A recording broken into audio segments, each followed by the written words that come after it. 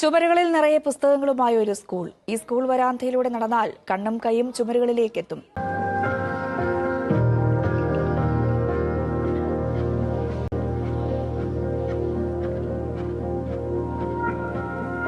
ചുമരുകൾ കഥ പറയുമെന്ന് പറഞ്ഞാൽ അതിശയോക്തിയായി തോന്നാം.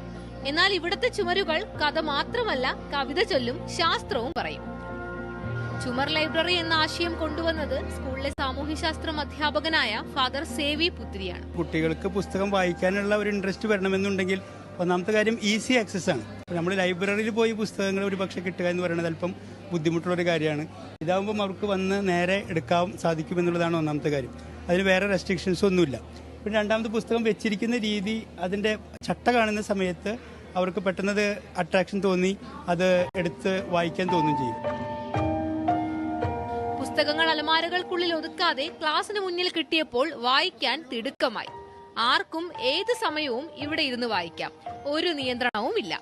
ബുക്ക് വായിച്ച അറിവ് വർദ്ധിക്കുമല്ലോ, അപ്പോൾ ബുക്കിലൂടെ അറിവ് ലഭിക്കാനും പിന്നെ കുറെ ഇൻട്രസ്റ്റിംഗ് ആയ കഥകളൊക്കെ ഈ വാൾ ലൈബ്രറിയിലുണ്ട്.